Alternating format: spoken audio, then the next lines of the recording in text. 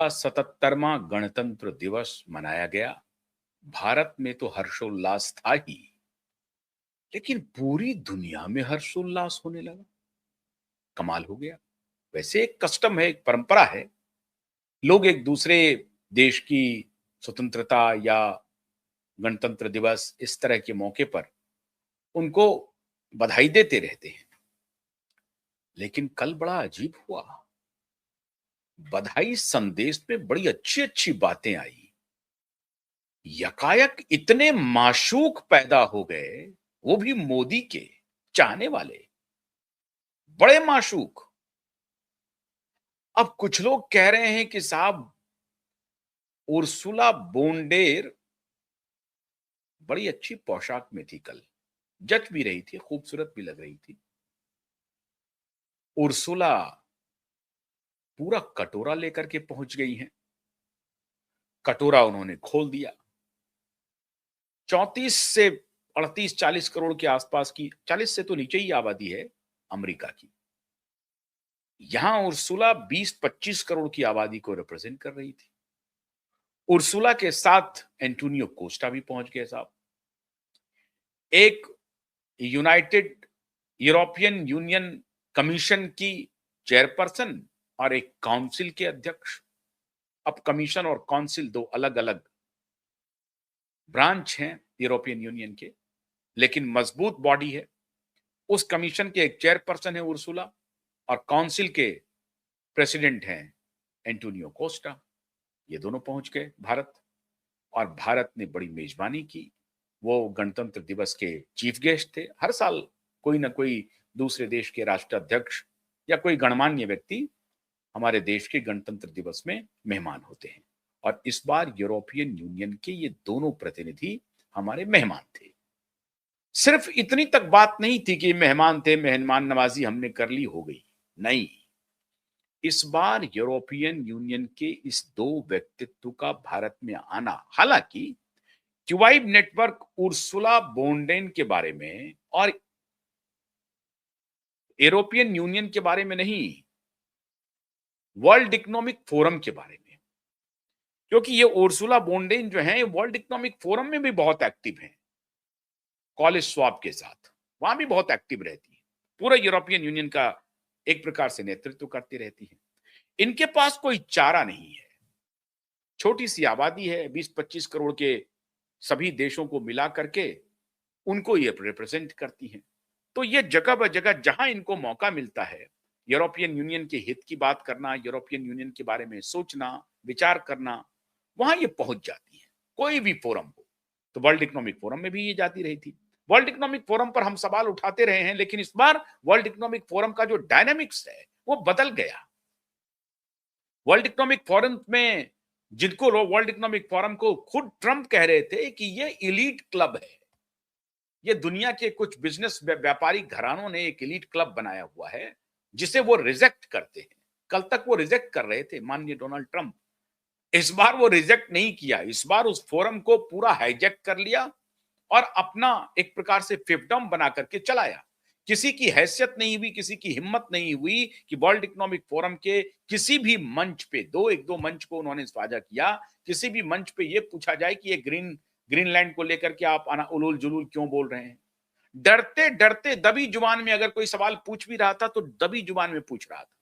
और अगर किसी ने पूछ दिया, फ्रांस ने कोई सवाल खड़ा कर दिया तो ऐसा मजाक उड़ाया डोनाल्ड ट्रंप ने, कहा कि वो चश्मा लगा के बोल रहा है, he is like a joker.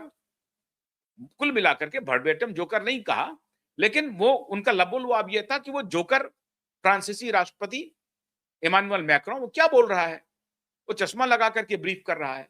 तो ये पोशाक को लेकर के बड़ा कंसर्न रहते हैं माननीय डोनाल्ड ट्रंप। आपको याद होगा जेलेंस्की को उन्होंने किस तरह से अपमानित किया, कहा कि तुम पहले यूनिफॉर्म में आया करो। ये क्या तरीका है कि टी शर्ट पहन लिए पहुंच गए प्रेसिडेंट से मिलने के लिए। और इसको डोनाल्ड ट्रंप ने अपनी तौहीन माना था। उन्होंने कहा कि मेरी तौहीन और नहीं, मेरे भारत अमेरिका के राष्ट्रपति की तौहीन है। क्या आप अमेरिका के राष्ट्रपति को कुछ समझते ही नहीं है? बिना फॉर्मल ड्रेस में आप टी शर्ट पहन के चले आए मिलने के लिए, बड़ी डांट फटकार लगाई। जबकि जेलेंस्की को कहा था कि भैया पोशाक उशाक ठीक से पहन के आना, वो माने नहीं। दूसरी दफा जब जेलेंस्की गए होंगे तो आपने देखा होगा कि बजाबता ब्लैक एक प्रिंस कोट टाइप का वो पहन के गए थे। फिर भी पूरी तरह से ड्रेसअप होकर के टाई में, कोट में, सूट में वो नहीं पहुंचे। तो इसको लेकर के जो अपमानित किया जेलेंस्की को, तो उन्होंने किया ही किया। इस बार जब वो आए वर्ल्ड इकोनॉमिक फोरम, तो पूरी तरह से मजाक उड़ाया, कहा कि चश्मा पहन के आप पब्लिक गैदरिंग को ब्रीफिंग करते हो, तुम तो कृतघ्न हो, तुम्हें शर्म आनी चाहिए। पूरे यूरोपियन यूनियन को अमेरिका कैसे बचाता है, तुम्हारे ऊपर सैनिक का पूरा एक्सपेंडिचर जो है अमेरिका देता है, 65% से अधिक एक्सपेंडिचर है नाटो का। तो यूरोपियन यूनियन को भी उबारते हैं, सैनिक देकर के भी तुमको दुनिया से बचाते हैं। दुनिया से क्या बचाना, रसिया से बचाना और चाइना से बचाना। भारत तो कोई इस तरह की लड़ाई में पड़ता नहीं है, तो रसिया से बचाते हैं, चाइना से बचाते हैं। दो देश का ये खौफ हमेशा दिखाते रहते हैं ट्रंप साहब। तो अपमानित किया ट्रंप साहब ने, खूब बेइज्जत किया। और ऐसी परिस्थिति में कहा कि तुम्हें शर्म नहीं आ रही है, मैं तुम्हारे ऊपर इतना पैसा खर्चा करता हूं, अमेरिका तुम्हारे ऊपर इतना पैसा खर्चा करता है, और बदले में हम तुमसे तो सिर्फ एक ग्रीनलैंड मांग रहे हैं। 57,000 वहां की आबादी है, और वो मैं इसलिए मांग रहा हूं कि तुम्हारी ही रक्षा करूंगा, क्योंकि अगर चाइना और रसिया हमारे ऊपर हमला करेगा तो इसका मतलब तुम्हारे जान के वो खतरा है, और ये मांग रहे हैं तो तुम कह रहे हो कि हम गुंडागर्दी कर रहे हैं। इसके ऊपर मैं आपको विस्तार से बता चुका हूं कि किस प्रकार का ये एक गैंगस्टर के रूप में डोनाल्ड ट्रंप साहब पूरी दुनिया में घूम रहे हैं। जिसको मर्जी आता है उसको धमकी दे डालते हैं। तो वर्ल्ड इकोनॉमिक फोरम में जाकर के इन्होंने फ्रांस की बेइज्जती की, चश्मा उस्मा पर्सनलाइज कमेंट किया कि ये गॉगल्स पहन करके भाषण दे रहा है, इनको तमीज नहीं है, इनको शऊर नहीं है, इस तरह की बात की, और वर्ल्ड इकोनॉमिक फोरम को पूरी तरह से हाईजैक कर लिया। लेकिन मैं बात कर रहा हूं मोदी के माशूक बनने की। मोदी किसका माशूक बन गया? जो ट्रंप और उसका ट्रेजरी सेक्रेटरी स्कॉट बेसेंट कल तक कह रहा था कि भारत को घुटनों पर ला दिया है, उर्सुला बोंडेन और एंटोनियो कोस्टा के भारत पहुंचते ही दिल पे सांप लूटने लगा क्या?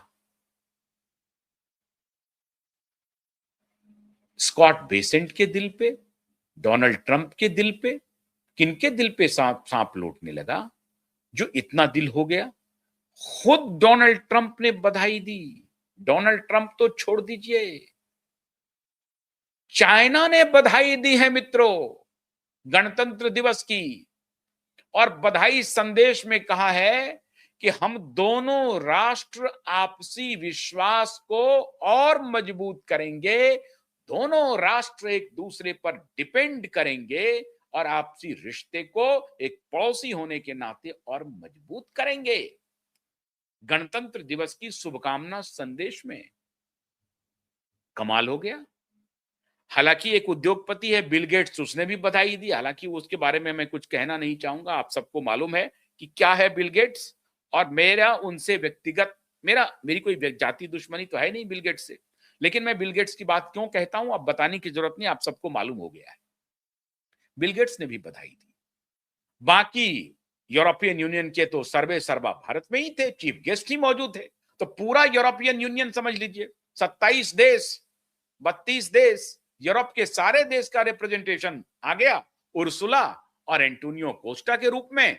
डोनाल्ड ट्रंप ने बधाई दे दी और सी जिनपिंग ने बधाई दे दी।